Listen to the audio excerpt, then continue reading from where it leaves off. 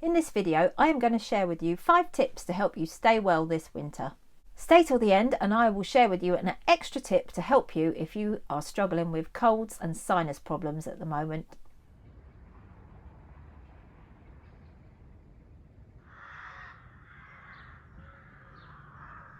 Hello, I'm Sarah. I am a holistic therapist and ecotherapist on a mission to help you reconnect with nature and yourself. Wintering is the act of staying at one place over winter. Unlike hibernation, overwintering animals like us remain active throughout the winter. If you are in the Northern Hemisphere, how are you finding the winter? Take a moment to reflect on that question. And if you are in the Southern Hemisphere, what are your feelings about winter?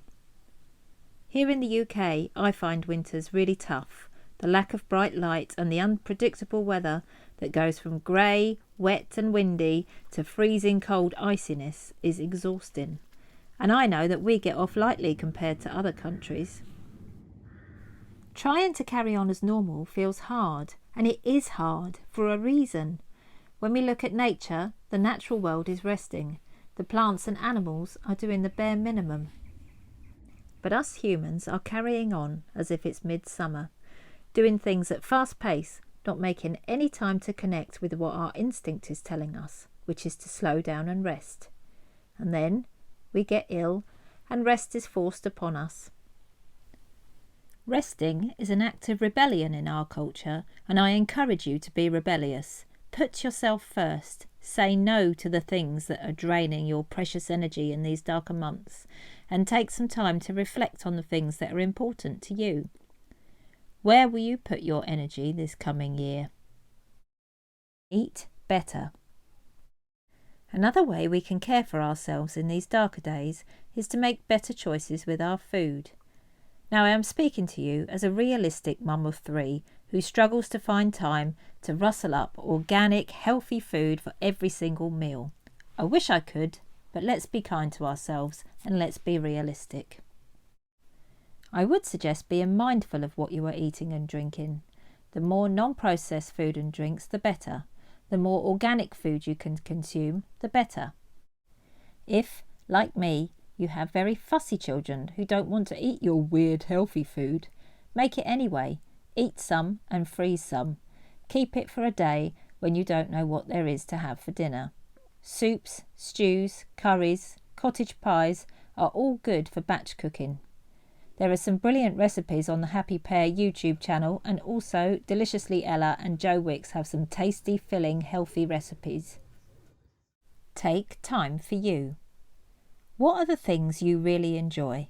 Make a list of the simple things you like to do that you haven't made time for recently. A long hot bath with candles and bubbles and relaxing music. Early nights with clean sheets and warm pyjamas. Doing something creative, making something, writing, drawing, painting, whatever it is that helps you reconnect with a little bit of you. Make some time for it. Put your phone away and focus on you. Nobody will mind. It's okay to care for yourself. Connect with nature. Take time to observe nature, even if it's through a window on a rainy day. Look closely at the minute details. Look for the beauty in the natural world. It's there. Feed the birds. Put out some water. Look after your wild neighbours, and they will soon become like friends. Get out in nature.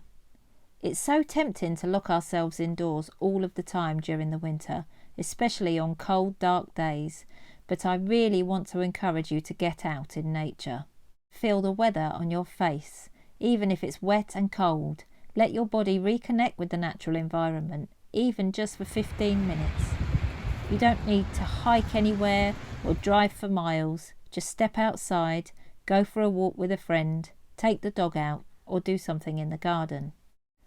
But notice how the weather feels on your skin. Soak up the daylight, look at the puddles or the icicles, breathe the fresh air, and then head home for a warm drink and a bowl of soup. You will feel better for it, I am sure. Seek out the light, no matter how dark the winter days are.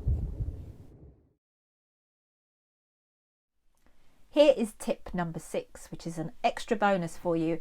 If you are somebody that always gets lots of colds in the winter, you have lots of sinus issues, this might help you. So in reflexology, which is what I am, a reflexologist, these points here are your eustachian tube, and you can clear your sinuses by working across here, just under your fingers and here, and squeezing these bits of skin between your fingers. Give them a good squeeze upwards, and feel your sinuses start to clear. And then on the top of your fingers are your sinus reflexes, so you can give those a good squeeze as well, and repeat on the other hand. Thank you for watching. I hope it's been really helpful for you. I will see you in the next one. Bye.